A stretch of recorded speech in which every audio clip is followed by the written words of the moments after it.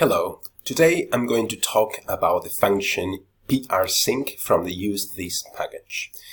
The situation I would like to represent today is that where you submit a pull request, but before that pull request is merged into the source repository, that repo adds a conflicting commit. So then what do you do? The repo, the materials for this presentation are stored here in the organization 2 Degrees Investing and the repo ds-incubator. So a good way to initiate a pull request is first, by doing a fork from the source repository and then a local clone. And you can do all of that with the function create from GitHub.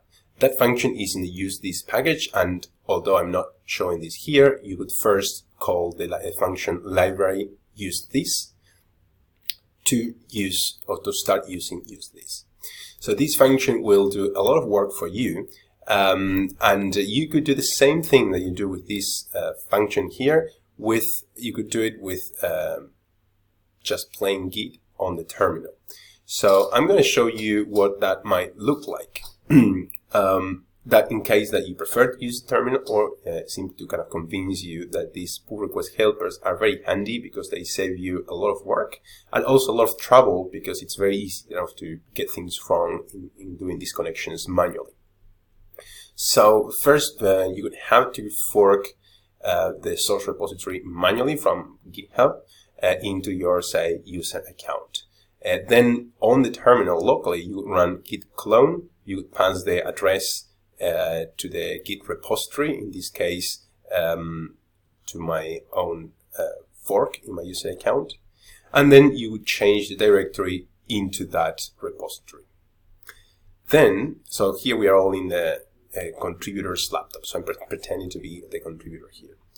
Then you would need to add a remote connection, basically this address that points to the organization that hosts the source repository. So you would need to add the remote upstream, so git remote add upstream, and pass the address to that remote.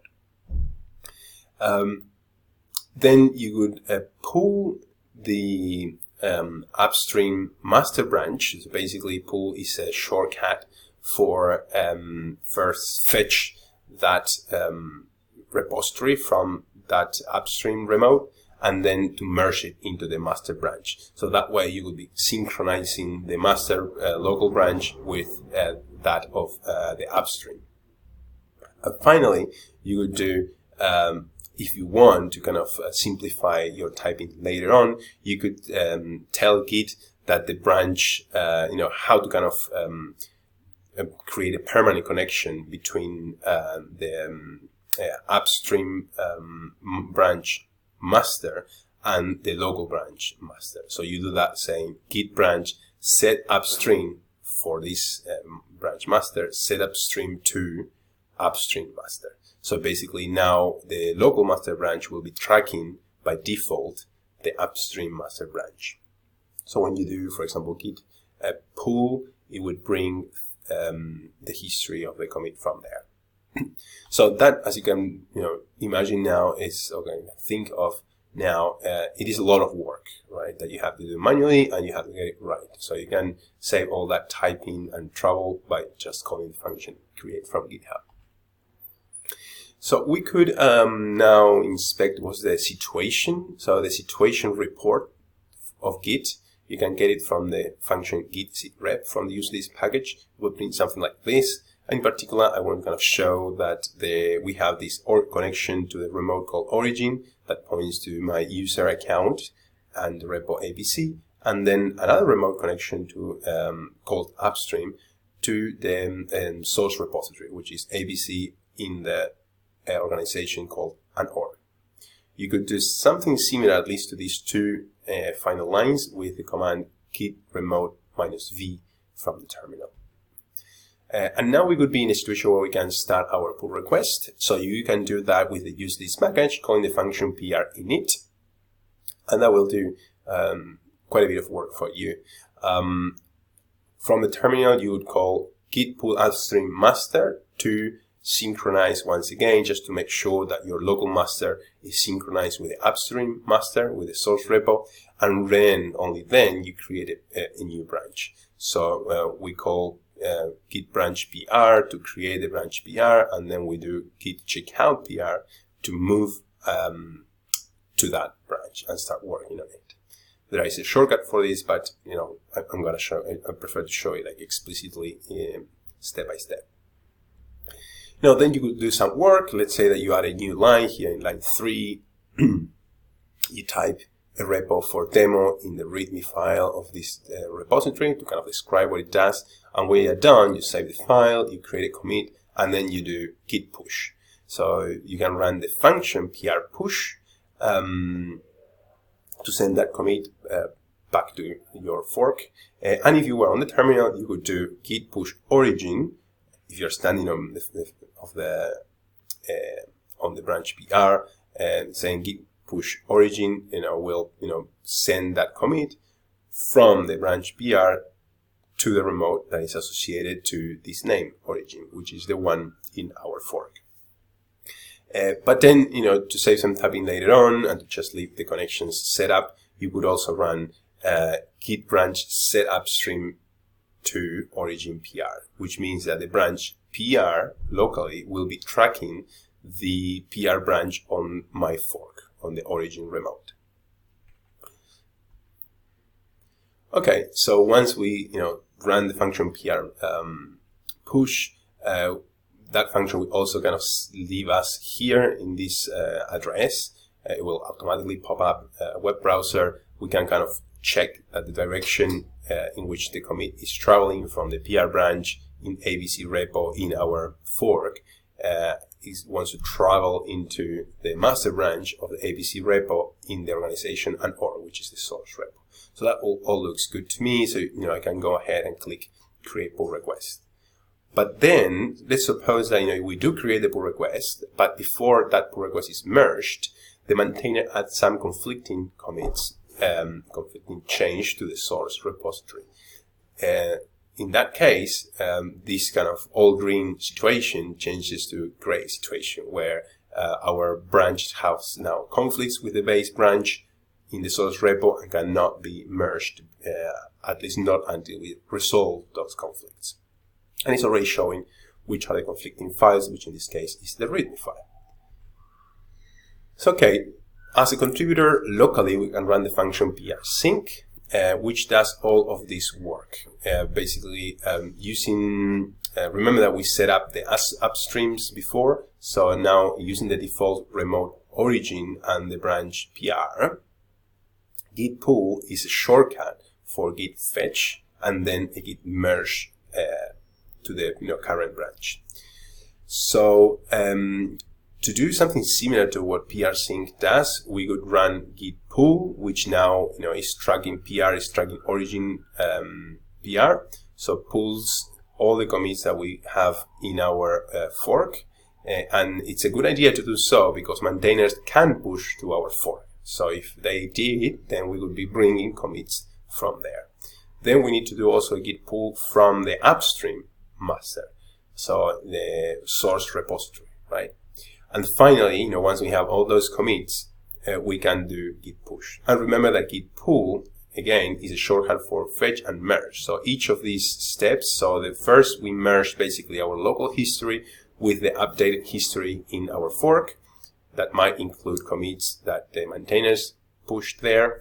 And then we do the same. We fetch and merge the history from that resulted from the previous step with the history that comes from the upstream remote. And finally, when we have all those changes, we then push. But because, as I said before, the maintainers added a conflicting commit, that will fail. So as you can see, the function prsync, yelled and tell us that there is an error, that there is a merge conflict, and we need to fix that conflict before we can continue. And they are explicitly shown here. Basically, the contributor added this line, a repo for demo, and then the maintainer added a different line, a different phrase in the same line called a repository for demo. So these two things don't perfectly match, so we need to solve them. So let me show you, what the result of solving that conflict might look like. So we could type instead a repository for demonstration that is neither the first nor the second option. We can, if we want, choose one of the two, or just create a new line. So all of this is happening in line 3, as you can see, line 333. So now we're going to solve the merge conflict by typing a new message, by removing these flags, these flags for the conflict. And we save the file, we create a commit, and now the situation could look something like this, where first, we had our repository was originally at this state. Then the contributor added a message in the README file, edited the README file, but then the contributor the maintainer edited also the README file without even knowing.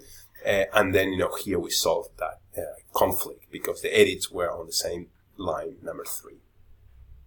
Okay, so conflict solved. We can now push that commit that solves the conflict back to GitHub. We can do it with the function PR_push, or you can do it, as I showed before, with Git. So basically a Git pull, which, with the connection that we have now, could bring, would merge actually our local history with the history in our fork, and then Git pull upstream master, which will merge the result of the previous step with the history of the source repository. And then once all of that is done, we can do Git push. All of that is the work of PR_push in this case. So with that, then we solve the merge conflict and we go kind of back to the green state, the happy state. And we read that on the pull request, there is a message that says the branch has no conflicts with the base branch. So our PR branch no longer conflicts with the kind of upstream master branch. So the maintainers may now choose to squash and merge, or just to do a simple merge. I like doing squash and merge because that kind of simplifies the messy history of the pull request into a nice, clean commit. So with that, we could be done. So we can now run the function PR_finish, which will also pull changes from GitHub to leave our master local branch in the same state, synchronized with the upstream master. So running PR_finish in this scenario would look like first checking out the master branch, then pulling the upstream master, so basically merging our local history with that of the source repo. Then we could kind of be deleting the branch PR in our fork. So that's why we push to origin the flag -d, which means delete. So we there remove the branch PR from our fork, and then finally we remove that branch locally from our local clone. And with that, that's all I have for you. So the takeaway is maybe use the PR helpers if you find them handy. They can save you a lot of typing, and they can also avoid you a lot of problems, because all these connections, when you have typed so much, are very easy to get wrong. So PR helpers from the usethis package can save you time and headaches. Thank you.